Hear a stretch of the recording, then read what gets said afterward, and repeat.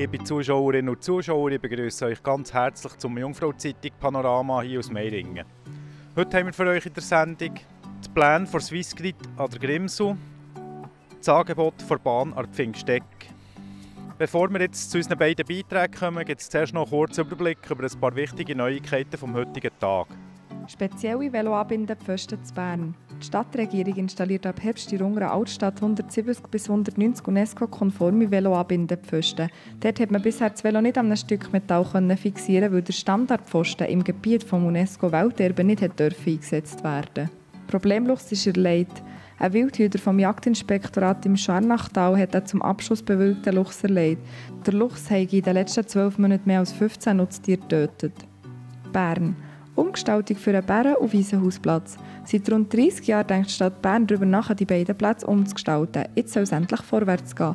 Der Stadtrat hat am Donnerstag den entsprechenden Projektierungskredit auf 2,8 Millionen Franken erhöht.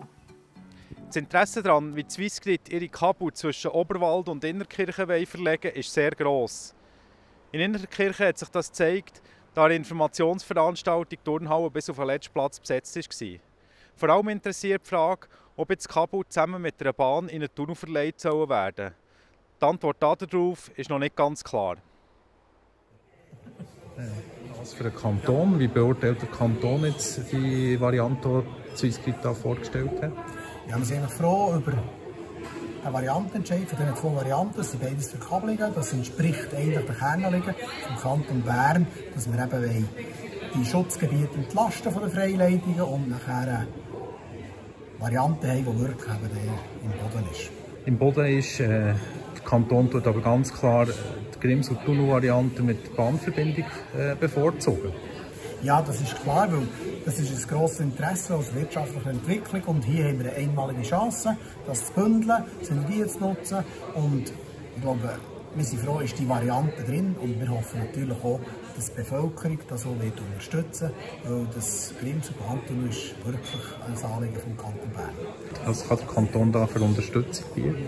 Ja, sicher werden wir auch die Stellungnahme in diese Richtung abgeben. Wir schauen mal, was die Bevölkerung sagt, hoffen, wir werden uns da unterstützen und wir werden auch dranbleiben, dass wir probieren, auch den Prozess voranzutreiben, dass die Planungen möglichst auch miteinander stattfinden, dass auf nationaler Ebene auch die Entscheide in die Richtung, ja, der Kanton Bern und ich glaube auch der Kanton Wallis schlussendlich werden treffen. Der nächste Schritt ist jetzt, dass wir ins sogenannte Anhörungs- und Mitwirkungsverfahren gehen. Das heisst, wir werden die Kantone und die Gemeinden und Interessenverbände befragen, zu ihrer Meinung anhören, aber auch die Bevölkerung einladen, sich dazu zu äußern. Wie lange dauert das Verfahren? Das geht insgesamt 3 Monate, wobei die Auflagefrist wird dann ein bisschen kürzer sein. Und nach dem Verfahren, wann kommt denn ein Entscheid, welche Variante das da wirklich in Betracht kommt? Nachher gibt es noch eine gewisse Bereinigung und auch eine bundesinterne Konsultationen und Bereinigungen. Und das Ziel wäre dann, dass man bis Ende Jahr im Optimalfall einen Festsetzungsbeschluss vom Bundesrat hätte. Also grundsätzlich sind wir sehr zufrieden mit diesen Varianten, oder? Wir haben gehört, dass die Erdverkabelung favorisiert wird. Die wird am Bundesrat zum Entscheiden so vorgelegt werden.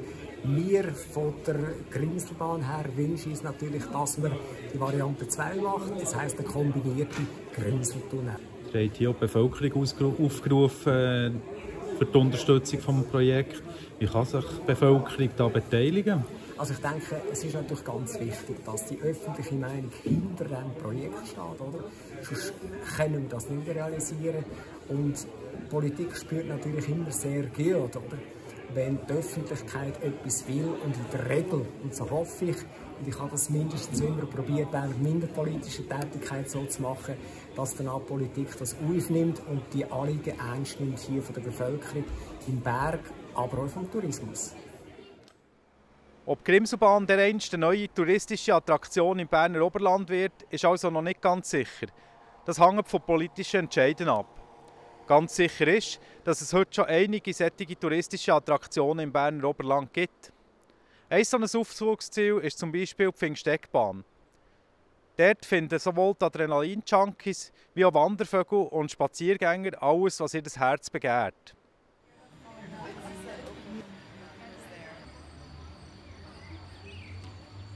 Die Pfingsttegbahn ist ein schönes Ausflugsziel für eine Familie. Man ist sehr schnell hier. Man ist schon relativ günstig bei uns und ist halt schnell erreichbar. Wir haben Parkplätze, wir sind ÖV angebunden. Ja, ein lohnenswertes Ausflugsziel. Also was genau können alles Leute hier machen? Was können die Leute so erwarten? Wir haben bei uns oben eine Rodelbahn, das ist so ein bisschen das Aushängeschild von uns. Seit 2020 haben wir auch eine Flyline. Das ist eigentlich ganz etwas Einzigartiges, was es bis jetzt zum Glück immer noch nur bei uns gibt. Wir haben das mit verschiedenen Herstellern zusammen gebaut und realisiert und die gibt es eigentlich so nur bei uns und die kommt auch ganz gut an bei den Gästen. Was sind die Schwierigkeiten beim Betrieb der Luftseilbahn? Ich glaube, wie alle anderen Branchen auch im Moment haben auch wir zu kämpfen mit Personalmangel. Also wir haben auch für diese Saison es nicht gerade einfach gehabt, Leute zu finden. Wir haben sie schlussendlich gefunden, zum Glück. Wir haben gute Leute gefunden. Wir haben auch Langjährige bei uns im Betrieb, die wir auf sie zählen können. Auch mit der ganzen Technik, es wird immer anspruchsvoller. Auch der braucht es einfach Know-how im Personal und auch, dass man die Prozesse beschreibt, wenn mal jemand ausfällt, dass man bereit ist, für weiterzufahren, dass das immer weitergeht. Wieso genau sollen die Leute auf Pfingsteck kommen und nicht auf einen männlichen, auf die Jungfrau Joch? Ich glaube, da sind wir uns einig. Schön ist es hier in der Region überall, aber es ist halt schon, der Blick von Pfingsteck aus auf den männlichen ist halt schon schöner als der andere Weg. Wie über Pfingsten das Wetter für die verschiedenen Ausflugsziele ist, das seht ihr anschliessend in den Prognosen. So oder so wünsche ich euch jetzt schon einen geruhsamen Abend und eine schöne Zeit. Wieder schauen miteinander. Das Wetter wird euch präsentiert von Interlaken Tourismus. Meine Damen und Herren, grüß euch miteinander und ganz herzlich willkommen. Das ist Jungfrau Zeitung, Wetter für den Kanton Bern. Auch heute waren wir in dieser feucht labilen Südwestströmung drin. Zum Teil hat es ein bisschen Sonne gegeben, aber im Verlauf des Tages halt auch Platzregen und Gewitter. Wenn wir uns die Strömungsanimation anschauen, sehen wir, es gibt noch keine grosse Veränderung. Wir sind weiterhin in dieser Südwestströmung drin, im Vorfeld von einem Tiefdruckgebiet westlich von der Iberischen Halbinsel, wobei auf dem Mond die Luft vorübergehend ein bisschen trockener wird. In Nacht auf morgen sind allerdings stellenweise noch Platzregen oder Gewitter möglich. Und am Morgen kann das Gebiet uns noch für einen guten Regen länger. Sonst gibt es aber insgesamt einen recht sonnigen Vormittag. Die Temperaturen bleiben weit im zweistelligen Bereich. Die Tiefstwerte liegen bei etwa 14 bis 15 Grad. Und am Nachmittag geht es unter dem Strich recht sonnig weiter. Allerdings gibt es speziell über den Bergen dann dort nochmal Platzregen oder Gewitter im Flachland. Da dürfte es vielerorts trocken bleiben und die Temperaturen sind hochsommerlich. Zum Beispiel in Bern haben wir Höchstwert um die 28 Grad, ebenfalls zu Thun. Zu Frutigen beispielsweise gibt es maximal um die 27 Grad. An Pfingsten da ist es dann veränderlich bewölkt. Zuerst gibt es zum Teil noch ein bisschen Sonne, tagsüber aber doch zum Teil recht kräftige Regengüsse und Gewitter auf und die Temperaturen reichen schwül warme 25 Grad. Am Pfingstmontag gibt es einen Mix aus Wolken, sonnigen Abschnitt und vor allem am Nachmittag zum Teil noch gewitterige Regengüsse. Die Temperaturen sind weiterhin schwül bei um die 23 Grad auf der Dienstag. Da wird es dann wieder häufiger nass und die Temperaturen gehen gegen 20 Grad.